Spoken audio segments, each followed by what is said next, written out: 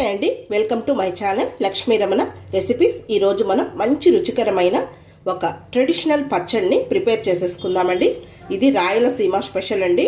మామూలుగా మనకు నోటికి ఏమీ తినబుద్ధి కానప్పుడు ఇలాంటి పచ్చడి అయితే చాలా బాగుంటుందండి. వేడి వేడి అన్నంలో కొంచెం నెయ్యి వేసుకొని తింటే సూపర్గా ఉంటుందండి. ఇది పాతకాలం పచ్చడి, అదే కందిబేడల పచ్చడి అండి. చాలా అంటే చాలా బాగుంటుంది. మామూలుగా పల్లెటూర్లలో పథ్యం అలా పెట్టినప్పుడు కూడా పెద్దవాళ్ళు ఈ కందిబేడల పచ్చడిని చేసి ఇచ్చేవాళ్ళండి. చాలా టేస్టీగా ఉంటుంది. కాబట్టి ఈరోజు మనం ఈ కందిబేడల పచ్చడిని ఎలా ప్రిపేర్ చేసుకోవాలో కావలసిన పదార్థాలు, తయారీ విధానం ఒకసారి చూద్దామండి. ఈ కందిబేడల పచ్చడిని మనం అన్నంలోనే కాకుండా వేడివేడి రాగి సంగటితో కూడా తినచ్చండి. ఎక్సలెంట్గా ఉంటుంది. కాబట్టి ఎలా తయారు చేసుకోవాలో చూసేద్దామండి. ఇక్కడ నేను కొన్ని ఇంగ్రీడియంట్స్ పెట్టాను, అవేంటివో చూద్దాము. ముందుగా ఈ కందిబేడల పచ్చడికి మరీ కందిపప్పు అనేది ఎక్కువ క్వాంటిటీలో వేయకూడదండి. ఇక్కడ నేను ఒక 3 టేబుల్ స్పూన్ల కందిపప్పు తీసుకున్నానండి. చూడండి, ఈ సైజు కప్పుతో 1 కప్పు, ఇది చిన్న కప్ అండి. ఈ క్వాంటిటీకి ఒక 10 ఎండుమిరపకాయలు తీసుకున్నానండి. మీరు చేసే పచ్చడి క్వాంటిటీని బట్టి కందిపప్పుని, అలాగే దానికి తగినట్టుగా ఎండుమిరపకాయలని వేసుకోవాలి. ఇక్కడ నేను 3 టేబుల్ స్పూన్ల కందిపప్పుకి ఒక 10 ఎండుమిరపకాయలని తుంచి పెట్టేశానండి. అలాగే డైరెక్ట్గా ఫ్రై చేయకుండా మనం ఇలా తుంచి వేసామంటే విత్తనాలు కూడా వేగి పచ్చడి అనేది కమ్మగా ఉంటుంది. అందులోకి ఒక 1/2 టీ స్పూను జీలకర్ర, రుచికి సరిపడా రాళ్ళుప్పు, తరువాత ఒక 6 వెల్లుల్లి రెబ్బల్ని లైట్గా పొట్టు తీసుకొని కచ్చాపచ్చగా దంచి పెట్టుకోవాలి. కొద్దిగా పచ్చి కరివేపాకు, అలాగే ఒక పెద్ద ఉల్లిపాయ అండి చిన్న ముక్కలుగా కట్ చేసి పెట్టుకోవాలి. ఈ పచ్చడికి పోపు లేదండి, ఇలాగే డైరెక్ట్గా తినేయడమే. తర్వాత చిన్న నిమ్మకాయ సైజు అంతా చింతపండుని నీట్గా వాష్ చేసుకొని ఒక 10 నిమిషాల ముందు నానబెట్టి పెట్టుకోవాలి. మామూలుగా మరుసటి రోజు తినేటప్పుడు ఉల్లిపాయ స్మెల్ వస్తుంది అని అనుకుంటే మీరు ఈ పచ్చడిని ఒకే రోజుకి అయిపోయేటట్టు చేసుకోవాలి. ఉల్లిపాయ వేస్తేనే అండి ఈ పచ్చడి టేస్టు. లేదు మీకు ఇష్టం లేకపోతే, ఉల్లిపాయ ఇష్టం లేని వాళ్ళు ఉత్త వెల్లుల్లిపాయను వేసి చేసుకోండి. ఇప్పుడు మనం ఎలా తయారు చేసుకోవాలో చూద్దాము. ముందుగా స్టవ్ వెలిగించుకొని ప్యాన్ పెట్టుకొని ఒక 1/2 టీ స్పూన్ నూనె వేసుకోవాలి. ఈ పచ్చడికి నూనె కూడా అంత ఎక్కువ పట్టదండి. ఇప్పుడు మంటని మీడియం ఫ్లేమ్లో పెట్టేసుకోవాలి. ముందుగా ఈ కందిపప్పుని ఫ్రై చేసేసుకుందాము. మరి కందిబేడల పచ్చడికి ఎక్కువ కందిపప్పు వేయకూడదండి. ఎక్కువ కందిపప్పు వేసామంటే టేస్ట్ ఉండదు. ఇప్పుడు మీడియం ఫ్లేమ్లో ఇలా కలుపుకుంటూ ఒక 3-4 నిమిషాలు టైం పడుతుంది. మంచిగా కమ్మటి వాసన వచ్చి దోరగా వేగేటట్టు మనం ఈ కందిబేడల్ని వేయించుకోవాలి. కందిపప్పు ఏమాత్రం వేగకున్నా కూడా కానీ పచ్చడి టేస్ట్ అస్సలు బాగుండదండి, పచ్చి వాసన వస్తుంది. అయితే ఇలా కలుపుకుంటూనే మనం వేయించుకోవాలి, లేకపోతే ఒకటి మాడిపోతుంది, ఒకటి వేగదు. చూడండి, రంగు మారింది. ఇది కొంచెం ముందుగానే తీసేయాలి. మనం చల్లారే లోపల కూడా మళ్ళీ కలర్ వస్తుంది. ఇప్పుడు ఈ కందిపప్పుని తీసి పక్కన పెట్టేసుకుందాము. చూడండి, ఇలా దగ్గరగా చూపిస్తున్నాను. ఈ విధంగా వేగాలి. ఇది మళ్ళీ చల్లారిన తర్వాత కూడా మళ్ళీ కలర్ అనేది మారిపోతుంది. ఇక్కడ చూడండి, పెనుములో కొద్దిగా నూనె ఉంది, చాలు, ఇంకొద్దు. ఇప్పుడు ఈ ఎండుమిరపకాయలు కూడా వేసేసుకుందాము. తర్వాత కరివేపాకు కూడా వేసేసుకుందాము. కొద్దిగా కరివేపాకు వేసుకుంటే పచ్చడిలో టేస్ట్ బాగుంటుందండి.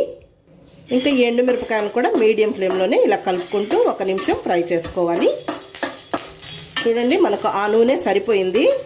ఇవి వేగేదానికి మాత్రమే అండి నూనె, మరి ఎక్కువ వేయకూడదు. మళ్ళీ పచ్చడి వేరేగా ఉంటుంది టేస్ట్ అనేది.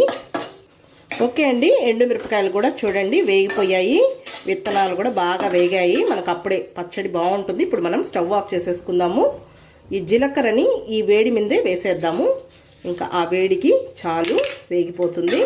ఇప్పుడు ఈ ఎండుమిరపకాయల్ని చల్లారనిద్దాము.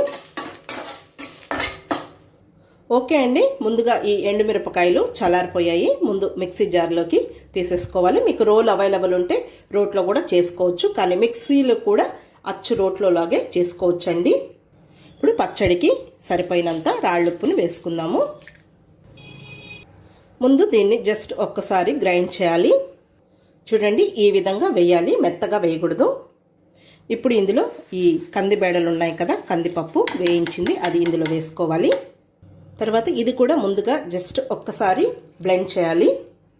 ఓకే అండి, చూసారా, ఈ విధంగా గ్రైండ్ చేయాలి. ఇప్పుడు నానబెట్టుకున్న చింతపండు వేయాలి. ఏం కారం ఉండదండి. పచ్చళ్ళు అంటే మనకు కొద్దిగా కారంగా ఉంటేనే బాగుండేది. ఆ పులుపుకి ఆ కారానికి సరిపోతుంది, లేకపోతే తీయగా ఉంటాయండి. ఇప్పుడు చింతపండు నానబెట్టుకున్న నీళ్లు కొద్దిగా వేసుకొని ఇప్పుడు కంటిన్యూగా కాకుండా నిలుపుకుంటూ గ్రైండ్ చేసుకోవాలి. ఈ కందిబేడల పచ్చడి మరీ నున్నగా ఉండకూడదండి, కొంచెం అట్లా బరగ్గా ఉండాలి లైట్గా. చూడండి, పచ్చడి అనేది మరీ మెత్తగా కాకుండా ఆ కందిబేడలు కందిపప్పు మనకు లైట్గా అక్కడక్కడ అలా చిన్న చిన్న పలుకుల్లాగా కనిపించాలి. తర్వాత ఈ పచ్చడి మరీ గట్టిగా కూడా ఉండకూడదండి.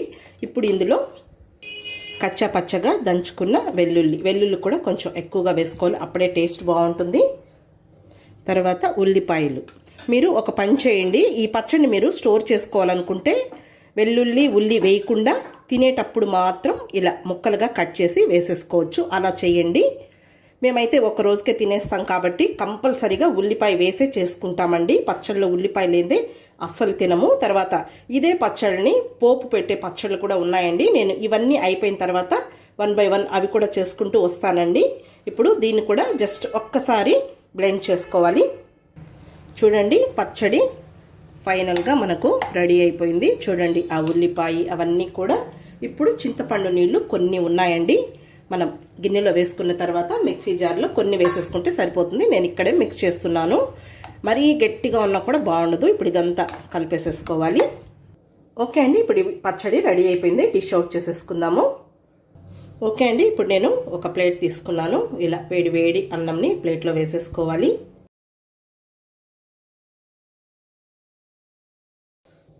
ఇప్పుడు ఈ పచ్చడిని ఈ గిన్నెలోకి తీసేసుకుందాము.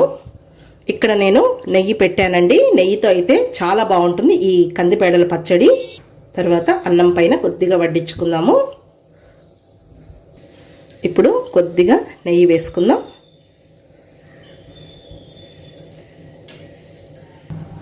ఓకే అండి, ఈ కందిబేడల పచ్చడిని మీరందరూ కూడా తప్పకుండా ట్రై చేయండి.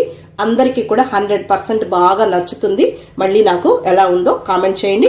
ఈ వీడియో మీకు నచ్చినట్లయితే నా యూట్యూబ్ ఛానల్ లక్ష్మీ రమణ రెసిపీస్ని కొత్తగా చూస్తున్న వారైతే నా ఛానల్ని తప్పకుండా సబ్స్క్రైబ్ చేసుకోండి. ఇది మీరు ఇడ్లీలో కూడా ఒకసారి టేస్ట్ చూడండి, ఎక్సలెంట్గా ఉంటుంది ఈ పచ్చడి. ఇంకొక మంచి వంటతో మళ్ళీ కలుద్దాం. నమస్తే అండి.